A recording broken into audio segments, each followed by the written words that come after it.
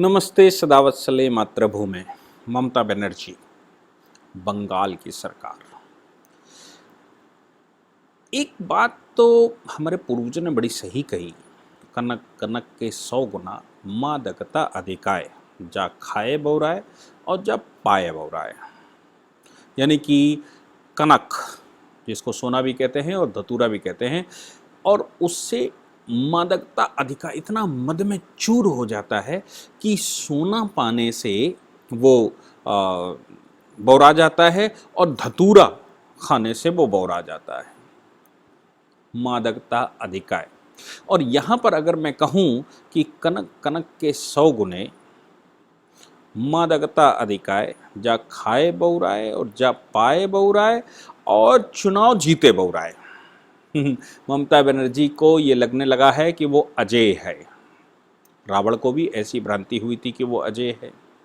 रावण के राजपाट को जब तक राम भगवान ने समाप्त नहीं किया, तब तक रावण अंतिम क्षण तक इस भ्रम में रहा कि वो अजेय है, और ऐसा प्रत्येक राक्षस को लगता है कि वो अजेय है। भगवान के अवतारों को मानता नहीं है और भगवान को चैलेंज करता है। आज की तारीख में ये ऐसा लग रहा है कि ममता बनर्जी लगातार केंद्र की नरेंद्र मोदी सरकार को चैलेंज कर रही है। नरेंद्र मोदी जी की सरकार ना भी होती तो जो भी केंद्र की सरकार होती उसको चैलेंज कर रही है। चैलेंज वो चुनाव जीतने के बाद पोस्ट इलेक्शन वायलेंस का मामला हो, वो चीफ सेक्रेटरी के स्थानांतरण का मामला हो, वो जगदीप जी धनखड़ यानी कि वहाँ के माननीय गवर्नर की बात न मानने का मामला हो, और केंद्र के साथ कंधे से कंधा या केंद्रीय योजनाओं को वहाँ लागू न करने की बात हो। मैं इसलिए कहता हूँ कि ऐसी केंद्रीय योजनाएं जो कि one nation one ration card जैसी, और अभी सुप्रीम कोर्ट ने भी आदेश किया, और सुप्रीम कोर्ट के आदेश के बाद इन राज्यों ने, दिल्ली और बंगाल जैसे राज्यों ने उसको इम्प्लीमेंट अभी तक नहीं किया है। उनको लगता है कि वो one nation one ration card के पार्ट नहीं है, वो two nation one ration card, two nation two ration card पर विश्वास करते हैं। ये ऐसा ही है जैसा कभी जम्मू कश्मीर की सरकार या जम्मू कश्मीर राज्य में उनको ये फील होने लगा था, जम्मू कश्मीर के शासकों को, यानी कि जम्मू कश्मीर में जो लोग, शेख अब्दुल्ला जब बैठे तो उनको लगने लगा था कि 2 संविधान, 2 विधान और 2 पहचान, यानी कि जिस बात को डॉक्टर श्यामा प्रसाद मुखर्जी जी ने कहा था कि नहीं चलेगा नहीं चलेगा, 2 विधान, 2 प्रधान और 2 पहचान, यानी कि 2 ध्वज, 2 संविधान और 2 अलग अलग देश में 2 प्राइम मिनिस्टर नहीं चल सकते। हालांकि वो बड़ा लंबा संघर्ष चला, लेकिन अब बंगाल में भी बंगाल के मुख्यमंत्री को ये लगने लगा है कि वो एक सेपरेट देश टाइप का है और बंगालियों को लेकर वो देश पर राज्य कर सकती हैं या अलग देश बना सकती हैं। इसलिए वो लगातार बौराती जा रही हैं। बौराती से मतलब मेरा ये है कि अब वो कॉन्स्टिट्यूशनल मैकेनिज्म को भी नहीं मानती, और कॉन्स्टिट्यूशनल मैकेनिज्म में केंद्रीय सूची में जो विषय हैं, राज्य की सूची में जो विषय होते हैं और समवर्ती सूची में जो विषय होते हैं, उनमें उनको हम कहते हैं distribution of power. Distribution of power में हमने दोनों केंद्र और राज्य को अलग अलग पावर्स दी हैं, और कुछ विषय ऐसे हैं जिनमें दोनों को पावर दी हैं, यानी कि समवर्ती सूची बनाई। और समवर्ती सूची में भी ये कहा कि अगर केंद्र और राज्य दोनों कानून बनाते हैं तो केंद्र का कानून प्रिवेल करेगा जब तक कि मैटर पिथ्स एंड सब्सटेंस का ना हो, सार एवं तत्व का सिद्धांत ना हो। सार तत्व से मतलब है कॉन्स्टिट्यूशन के फेवर में कौन सा कानून है, केंद्र के द्वारा बनाया गया या राज्य के द्वारा बनाया गया। अगर कॉन्स्टिट्यूशन के फेवर में राज्य के द्वारा बनाया गया कानून होता है तो हम ये कहते हैं कि अब पिथ्स एंड सब्सटेंस में राज्य का कानून वैलिड होगा in case of conflict between union and state laws in case of concurrent list.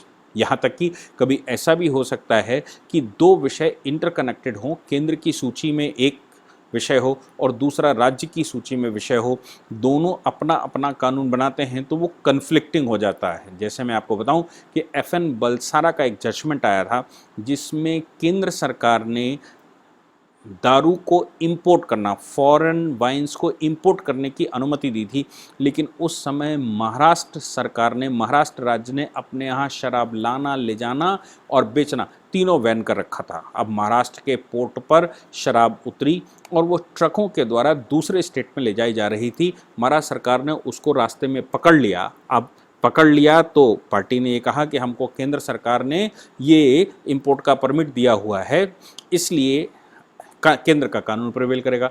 और अभी सुप्रीम कोर्ट तक मैटर गया। अभी सुप्रीम कोर्ट के सामने विषय ये आया कि केंद्र की सूची में इंपोर्ट है, इंपोर्ट तो किसी राज्य में ही होगा, और राज्य की सूची में ट्रांसपोर्ट है, यानी कि शराब को लाना, ले जाना, बेचना और पीना, ये सब कुछ राज्य सूची में है।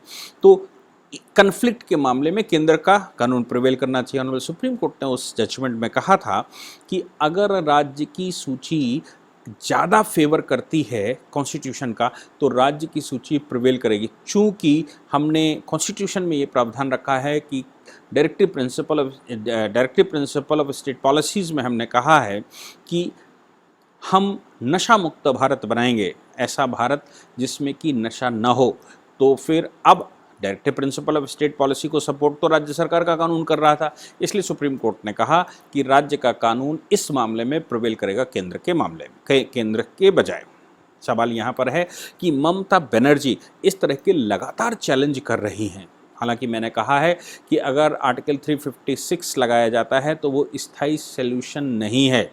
हालांकि लोगों ने उन लेक्चर्स में नीचे कमेंट किया और उन्होंने कहा सर पहले 356 लगा लेते हैं, 356 लगाकर जो वहाँ आतंकवादी लोग या जो वहाँ पर गड़बड़ी करने वाले लोग हैं उनको एलिमिनेट कर लेते हैं और उसके बाद राज्य को बाइफरगेट कर लेते हैं। मुझे लगता है कि अगर ऐसा किया जाता है तो राज्य गृह युद्ध की तरफ बढ़ सकता है और फिर कंट्रोल करना मुश्किल हो जाएगा। हालांकि फोर्सेस जम्मू कश्मीर राज्य को अगर कंट्रोल कर सकती हैं तो बंगाल तो बहुत छोटी बात है, लेकिन यहाँ पर मुझे लगता है कि आर्टिकल 356 लगा दिया जाएगा तो कोर्ट में वो चैलेंज होगा, क्योंकि मामला पोस्ट पोल वायलेंस का था और ममता बनर्जी की शपथ लेने से पहले का था। इसलिए ममता बनर्जी को बहुत सही से 356 लगाने के लिए नहीं प्रेरित किया जा सकता। गवर्नर ऐसा नहीं कर सकते, बल्कि अगर यही सिलसिला जो जम्मू कश्मीर का में चलता रहा वैसे ही वैसे ही अगर बंगाल में भी चलता है तो उस पर कभी न कभी बाइफरगेशन का कानून, और मुझे लगता है नरेंद्र मोदी सरकार की एक खास बात है कि वो निर्णय करने के बाद उस निर्णय को इम्प्लीमेंट तब करते हैं जब उनको राजनीतिक लाभ मिलता है या समय जब आता है। मैं राजनीतिक लाभ ना कहूं तो मैं ये कहूं कि जब समय आता है तो उचित समय का इंतज़ार करना नरेंद्र मोदी सरकार या नरेंद्र मोदी जी की खास बात है। अभी राज्य के अंदर एक नया बवाल पैदा हुआ और वो बवाल इतना गंभीर है, मुझे लगता है कि देश के प्रत्येक राज्य को उससे सबक लेना चाहिए और प्रत्येक राज्य को केवल सबक ही नहीं लेना चाहिए, उस विषय पर उनको एक्टिव भी हो जाना चाहिए। क्योंकि आप गोली से मारें, किसी को गोली मार दीजिए, खून निकलेगा और खून निकलने के बाद अगर सही समय पर हॉस्पिटलाइज कर दिया जाए तो फिर वो बचाया जा सकता है। लेकिन आप अगर इंजेक्शन लगा दें जो जिसकी जिम्मेवारी है कि वो बचाए, वही अगर इंजेक्शन लगाए तो क्या। इसमें एक बोल याद आते हैं कि मझधार में नैया डूबे तो माझी उसे बचाए, लेकिन जब माझी नाव डूबे तो कौन बचाए। ये बात मैं अक्सर हाई कोर्ट के और सुप्रीम कोर्ट के डिसीजंस को भी लेकर कहता हूँ। अब मैं यही बात राज्य सरकार के लिए कहता हूँ कि कोई भी शारीरिक गड़बड़ी होती है तो मेडिकल डिपार्टमेंट उसको बचाता है, लेकिन अगर मेडिकल डिपार्टमेंट ही किसी विषय को लेकर नाव डुबो रहा हो तो कौन उसको बचाएगा। एक बहुत भयंकर, बहुत बड़ा प्रकरण, जैसा प्रकरण वुहान का था, जैसा प्रकरण बायोलॉजिकल वेपन का कभी आया, मैंने आपको पहले भी बताया था कि पहले बायोलॉजिकल वेपन्स सबसे पहले संसार में इस्तेमाल करने वाली मिशनरियाँ थीं। जब मिशनरियाँ दूसरे देशों में जाती थी तो उन देशों में उनके पास एक पाउडर होता था जो चिकन पॉक्स कर देता था। या चिकन पॉक्स जैसी बीमारी कर देता था, और उसका इलाज भी उनके पास था। तो वो उन राज्यों में जाते, उन देशों में जाते, वहाँ गरीबों की मदद करते, उनको कंबल और कपड़े बांटते और उनको बड़ा अच्छा अच्छा भोजन करवाते। उस भोजन में कुछ मिला देते और कपड़ों में कुछ पाउडर डाल देते, जिन कपड़ों को पहनने के बाद, भोजन करने के बाद लोगों को चिकन पॉक्स हो जाता। और चिकन पॉक्स जब उनको हो जाता तो मिशनरियों के हॉस्पिटल्स में या क्लिनिक्स में उनका इलाज करते और इलाज करके उनका विश्वास जीते। आपने घटिया फिल्मी स्टोरीज में देखा होगा कि हीरो अब कुछ गुंडों को लगाता है, या विलेन कुछ गुंडों को लगाता है हीरोइन के खिलाफ, फिर उन गुंडों को मार कर भगाता है और हीरोइन के साथ अपना गुड फेथ दिखाने की कोशिश करता है। यही काम बायोलॉजिकल वेपन्स के रूप में अगर कभी इस्तेमाल हुआ है तो वो यूरोपियंस ने, मिशनरी या क्रिश्चियन मिशनरियों ने पूरे विश्व में इस्तेमाल किया। वो भारत में भी किया और आज भी वो कर रहे हैं इलाकों में। पहले बायोलॉजिकल वेपन के माध्यम से बीमारियां फैलाना और फिर उन बीमारियों का चर्च में इलाज करना, भूत उतारना, और इस प्रकार के कार्य करके कुछ सुंघाना, कुछ पवित्र जल डालना या कुछ गुलाब जल डालना या कुछ पुड़िया देना, और ऐसे करके लोगों का विश्वास जीतना और फिर उनको कन्वर्ट करके उनका गुड फेथ जीतना और उनको अपने साथ मिलाना। यही कुछ काम इस समय बंगाल में हुआ। बंगाल में ये बताया गया कि वहाँ पर फेक वैक्सीनेशन हुआ। फेक वैक्सीनेशन, और फेक वैक्सीनेशन बहुत बड़े स्तर पर हुआ, कैंप लगाकर हुआ। हालांकि ये वैक्सीनेशन का जो कैंप का काम है ये बहुत सारे राज्यों में हुआ। मैं अगर कहूँ कि वैक्सीनेशन हॉस्पिटल से निकालकर गांव-गांव या मोहल्लों में करवाया गया, हाँ, ये ज़रूर कहा जा सकता है कि रूलिंग पार्टी ने ये व्यवस्था की, हॉस्पिटल से संपर्क किया, लोगों को, बुजुर्गों को गांव में इकट्ठा किया या इलाकों में इकट्ठा किया, और रूलिंग पार्टीज़ ने उनको, या जो वहाँ के सांसद विधायक, उन्होंने उसकी व्यवस्था की और लोगों को वैक्सीनेट करवाया। तो फिर अगर फेक वैक्सीनेशन की व्यवस्था भी कहीं की गई है तो संभव है कि ऐसे लोगों ने ही करवाया। इस पर ममता बनर्जी ने केंद्र सरकार को आड़े हाथों लेते हुए बहुत गलत स्टेटमेंट देने शुरू किया। हुआ क्या, मामला क्या था कि फेक वैक्सीनेशन का मामला पिछले 2-3 दिन से चल रहा है, जब शुभेंदु अधिकारी ने एक पत्र केंद्रीय हेल्थ डिपार्टमेंट को लिखा, हेल्थ मिनिस्ट्री को लिखा। इस बात को लेकर कुछ फोटोज़ खींचे गए, कुछ एविडेंस बनाए गए और वो वायरल हो गए। उन फोटोज़ में टीएमसी के कार्यकर्ता दिखाई दिए। टीएमसी के कार्यकर्ताओं के में मुख्य अभियुक्तों में देवांजन देव दिखाई दिए। उनकी फ़ोटोज़ वायरल हो गई। कुछ ऐसे लोग जिन्होंने अपने आप को गलत तरीके से आईएएस दिखाया और आईएएस दिखाते हुए ये कहा कि मैं करंट में आईएएस हूँ, और कोलकाता में उन्होंने कैंप लगाए। लोगों का क्या था कि जहाँ सुविधा मिली वहाँ चल दिए, जैसे मिशनरियाँ करती थीं और कर रही हैं वैसे ही लोग आकर्षित हो जाते हैं। कोलकाता के निवासी इन कैंपों की तरफ आकर्षित हो गए और परिणाम ये निकला कि इनमें से हज़ारों लोगों ने वैक्सीन लगवा ली। जब ये वायरल हुआ तो वायरल होने का परिणाम होना ही था कि वैक्सीनेशन का जो जिम्मा है वो केंद्र की हेल्थ मिनिस्ट्री का है। हेल्थ मिनिस्ट्री ने ममता बनर्जी को एक पत्र लिखा और पूछा कि इस पर इन्वेस्टिगेट करें और हमको सूचित करें कि वाकई में ये मामला क्या है। ये तो भाई सीधी सी बात है, जैसे मैंने यूनियन स्टेट रिलेशन की बात कही तो केंद्र सरकार की जिम्मेवारी बनती है कि वो राज्य से पूछे। अब राज्य के खिलाफ एक्शन ले तो आप कह सकते हो कि भाई राज्य के खिलाफ एक्शन ले रहा, लेकिन राज्य सरकार को पत्र तो लिखा ही जा सकता है और पूछा जा सकता है कि इसमें अपना जवाब दें। राज्य सरकार ने आड़े हाथों लेते हुए पब्लिक स्टेटमेंट मुख्यमंत्री ने देना शुरू कर दिया। मुख्यमंत्री ने पब्लिक स्टेटमेंट देते हुए कहा कि यही काम अगर बीजेपी शासित प्रदेश में होता तो क्या हेल्थ मिनिस्ट्री ऐसी चिट्ठी लिखती? केंद्र सरकार ने उनसे सिर्फ पूछा मात्र है। इस बात को लेकर उन्होंने कहना शुरू किया कि ये ज़रूरी नहीं है, ये मुझे लगता है कि ये भी हो सकता है कि इस पूरे के पूरे प्रकरण के पीछे बीजेपी हो।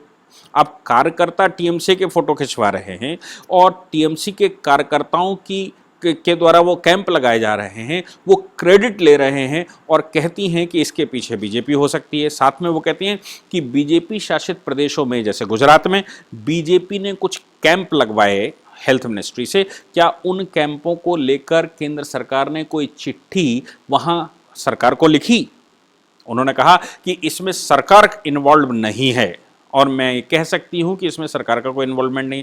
अब सवाल ये पैदा होता है कि जो फेक वैक्सीनेशन चल रहा है, टीएमसी के कार्यकर्ता वहां पर खड़े हैं, तो टीएमसी सुप्रीमो होने के नाते क्या ममता बनर्जी की जिम्मेवारी नहीं बनती? ममता बनर्जी सरकार में भी हैं और टीएमसी की सुप्रीमो भी हैं। ये बीजेपी नहीं है कि केंद्र में सरकार नरेंद्र मोदी जी की है, लेकिन जेपी नड्डा जी उसके इस समय बीजेपी के सुप्रीमो हैं। ऐसा टीएमसी में तो नहीं है। इसलिए सवाल अगर पूछे जाएंगे तो मुख्यमंत्री से पूछे जा रहे हैं, तो मुख्यमंत्री पार्टी की हेड होने के नाते ये इस तरह के उल्टे सीधे स्टेटमेंट देने शुरू कर दिए। अब ये बायोलॉजिकल वेपन की तरह क्यों नहीं इस्तेमाल हो सकता? मुख्यमंत्री का कहना है कि मैंने इसमें चेक करवाया है, ये एंटीबॉडीज, एंटीबायोटिक दिए गए हैं। अब एंटीबायोटिक वैक्सीन के नाम से दिए गए, इनका कोई रिपरकेशन नहीं होता, ये तो बॉडी में इम्यूनिटी सिस्टम ही बढ़ाते हैं और ये तो अच्छे ही हैं। और ये लोग जो हॉस्पिटल जिनकी वैक्सीनेशन गलत हो गया है या जो बीमार हो गए हैं, इन लोगों को हॉस्पिटल में हम रखेंगे और इनको सही कर लेंगे, और सही करने के बाद इनमें वैक्सीन सही तरीके से हम लगवा देंगे। आपकी बातें सब कुछ ठीक हो सकती हैं, वो एंटीबॉडीज हो सकते, एंटीबायोटिक हो सकते हैं। और आप जब ये कहती हैं कि वो एंटीबायोटिक थे, इसका मतलब है ममता बनर्जी के फुल संज्ञान में था अपनी ही जनता को मूर्ख बनाकर वो वैक्सीन की जगह एंटीबॉडीज या एंटी वैक्सीन दे रहे थे। अब ये सवाल पैदा होता है कि जिन लोगों ने उसको वैक्सीन समझ के लगवाया, उनके रिपरकेशन देखे गए, क्या उन लोगों के साथ ममता बनर्जी ने चीट नहीं किया? या ये जो बायोलॉजिकल वेपन, जैसा मैं कह रहा हूं, क्या वो बायोलॉजिकल वेपन की तरह इस्तेमाल तो नहीं हो रहे थे? बॉडी में कुछ अलग तरह के सर्कमस्टांसेस तो नहीं बना रहे हैं?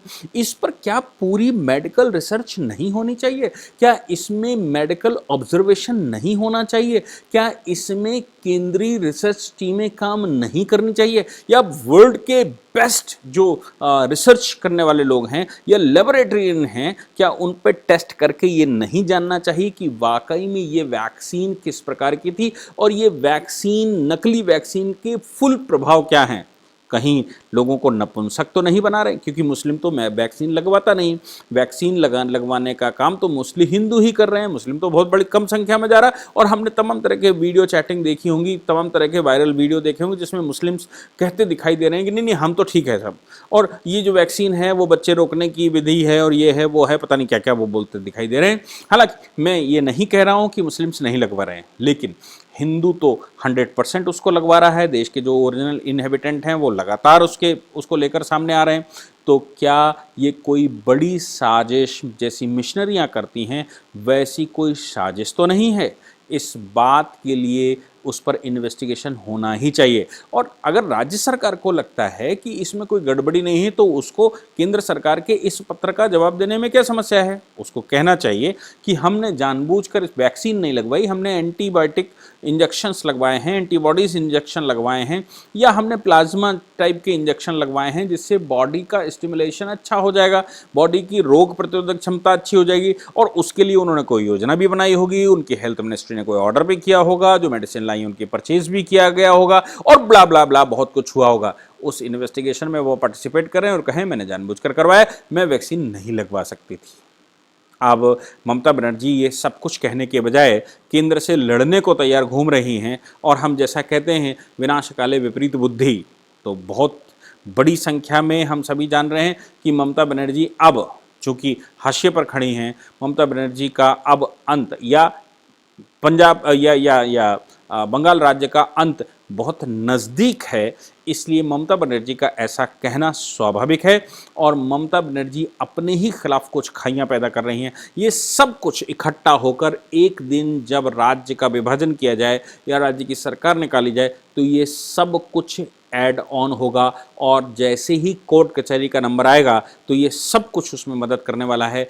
और कोर्ट भी उसमें ये सोचने वाला है भविष्य में कि केंद्र सरकार ने बंगाल के साथ जो भी किया वो बिल्कुल ठीक है, उचित कदम है, और ऐसा होना ही चाहिए था कि बंगाल मोटस ऑपरेंडी हाथ से निकल चुका है, और बंगाल केंद्र की चाल या देश की चाल चलने को तैयार नहीं है। ममता तुष्टीकरण की राजनीति करते करते इतने आगे निकल चुकी हैं कि अब वो सोचने को भी तैयार नहीं है कि वाकई में देश एक है और देश में एक सरकार है। राज्य, उस समय डॉक्टर अंबेडकर का कहना था कि राज्य इसलिए बनाए गए हैं कि उनका एडमिनिस्ट्रेशन अच्छा सा चलाया जा सके, ना कि इसलिए कि राज्य अपने ही अलग हिसाब लगाएं और अपने ही में ही अलग तरह की पॉलिटिक्स करें और देश के साथ ना चलें। राज्यों से मिलकर देश बना है, देश में राज्य बनाए गए हैं और राज्यों से मिलकर फिर हमने सरकार बनाई है। इसलिए ये इस व्यवस्था में ममता बनर्जी बहुत बुरी फंसती दिखाई दे रही हैं और अगर इस पर सही से इन्वेस्टिगेशन किया जाए तो ये संभव है कि एपिडेमिक एक्ट के तहत जनता को वर्गलाना, जनता को गलत तरीके से सेटिस्फाई करना, जनता के साथ गलत करने के उपाय के रूप में 7 वर्ष तक की सजा के प्रावधान हैं।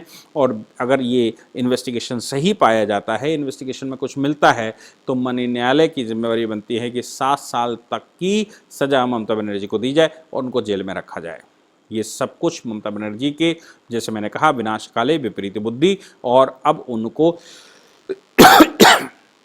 उस तरफ अग्रसर कर रही है। जब किसी, ऐसा कहते हैं, जब गीदड़ की मौत आती है तो वो शहर की तरफ आता है, और जब किसी राज्य की मौत आती है या राज्य का स्टेटस खत्म करना होता है तो वो केंद्र की संघीय व्यवस्था का विरोध करना शुरू करता है और संघीय व्यवस्था में विश्वास करना खत्म कर देता है। ममता बनर्जी कुछ ऐसा ही कर रही हैं। समय कितना लगता है उनका घड़ा भरने में, ये देखना पड़ेगा, लेकिन उनका घड़ा लगातार भर रहा है और ऐसे दुष्कर्मों से भर रहा है जो कि उनके लिए प्राण घातक होगा, जो उनके लिए इस प्रकार का घात पहुंचाएगा कि वो राज्य ही भविष्य में ख़त्म हो सकता है। प्राणघातक शब्द मेरे मुंह से गलत निकल गया, उसके लिए मैं क्षमा प्रार्थी हूँ। आपने मुझको सुना, उसके लिए बहुत बहुत धन्यवाद। Thank you.